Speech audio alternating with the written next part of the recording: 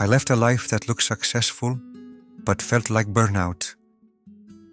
A life where I smiled in meetings, but was dead behind the eyes, and when I finally stepped away, I thought things would click into place, that meaning would follow the truth. But clarity didn't come. Doubt did, overthinking, distraction, silence. I started building something real, a project with purpose, a space to grow, to give, to become something more. But the world didn't notice, no response, no results, no validation. Still, I kept going, because Ithaca isn't a place, it's the choice to keep sailing. This is Timeless Mind, where ancient wisdom clears modern chaos. This time it was different. No deadlines, no bosses, no pretending to care about things I didn't believe in. I wanted to build something that would last, not another piece of noise, but something grounded, a space for stillness, for thought, for truth. I wasn't chasing empty trends. I wanted the work to spread, not because it was loud, but because it was true, to reach the ones still searching, the ones like me, craving something deeper in a world built on noise. I started slow, writing, researching, piecing together what I knew and what I still needed to learn. And for a moment, I believed the path was clear, that if I kept showing up with purpose, the world would meet me halfway.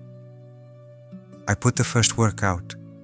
It felt honest, vulnerable, alive, and then nothing. No response, no feedback, no signal that it even mattered. I told myself, it takes time, but the silence echoed louder each day, and in that silence, the old voices came back. You're not good enough. Why would anyone care? This was a mistake. It wasn't just doubt, it was distraction, overthinking, imposter syndrome. I had escaped burnout, but now I was drowning in the weight of my own mind. And still, no response, no traction, no momentum. It felt like the world had moved on, and I was lost at sea. One night, as I sat in silence, I remembered a name, Ulysses, the man who left war behind, but couldn't find his way home. Homer didn't give him a map. He didn't promise a clear path. He simply told the story of a man who set sail with purpose and faced everything that tried to stop him. And suddenly I saw it. My own effort wasn't failure. It was a voyage. Every silence, every setback was part of the wind that shaped the sails. I wasn't being rejected. I was being tested. Not by the world, but by the journey itself. That's when the voices came, not to attack me, but to seduce me. Make it faster, make it simpler, do what works. They smiled with success, they promised quick growth, 1,000 experts selling certainty. Like the sirens of Ulysses, their words were beautiful, but their song was a trap, because none of them knew my story. For a moment, I listened. I doubted my path. I wondered if I should stop learning, stop thinking, and just follow their map. But something felt wrong, like a song too sweet, too easy. I didn't want to go faster. I wanted to go deeper. So I turned the volume down and kept sailing, not toward validation, not toward shortcuts, but toward something real. I kept sailing, focused, determined, alone, and then I found the island. Not storms, not failure, just comfort, and the promise of guaranteed success, the kind of comfort that whispers, "Don't worry, you've done enough. Stay here. I'll take care of everything." The island gave me routines, predictability, success without risk, stability without meaning. No one challenged me. No one questioned me. They just wanted me to stay, and slowly, I started to forget. I stopped building, stopped thinking deeply, stopped becoming. I told myself I was recovering, but I wasn't. I was drifting, like Ulysses' men in the Lotus Island. I had eaten the fruit, and I was forgetting there was even a home to return to. I started to forget. What was the point of it all? Maybe the journey was too hard, too slow, too uncertain, and the voices said, "Stay, it's easier here." But they hadn't walked my path. They didn't carry my reasons, and the truth I left the cave for was still burning inside me. So I stopped eating the lotus they offered me, shook off the fog, and I left the island behind. I left the island, clear again, hungry to rebuild. This time I thought, I'll do it right.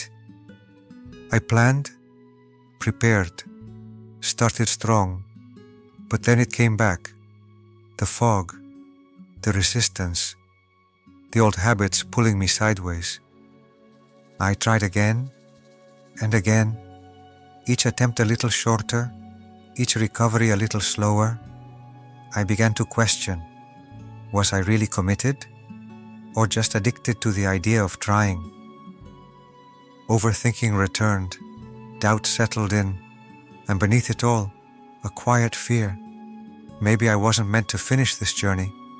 Maybe I chose the wrong Ithaca. In my quietest moment, I didn't hear advice, I didn't hear motivation, I heard a memory, a voice from long ago.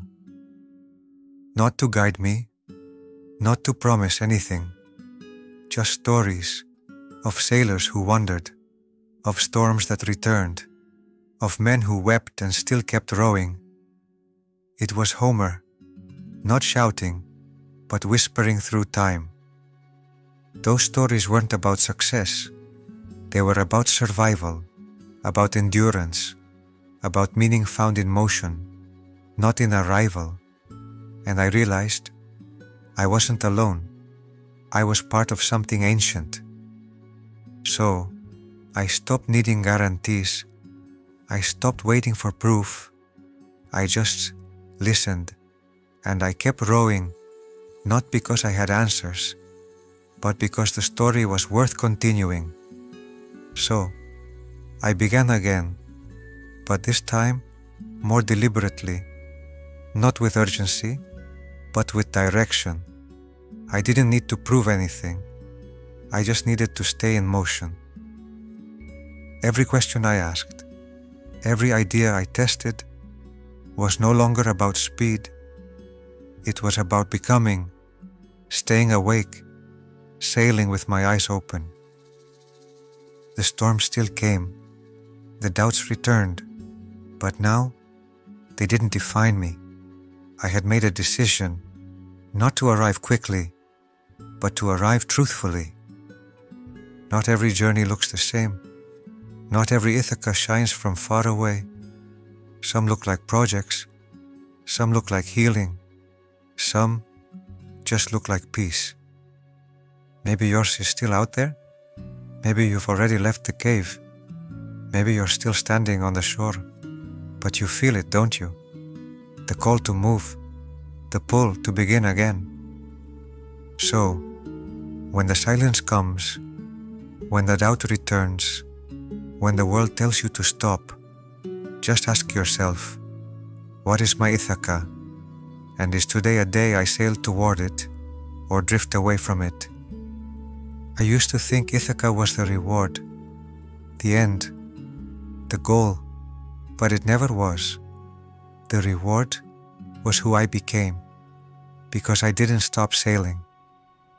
Some days I drift, some days I row, but each day I choose to move with eyes open, heart steady, and purpose alive. I am already home. Because Ithaca isn't a place, it's the choice to keep sailing. Subscribe to Timeless Mind, and let's keep sailing together.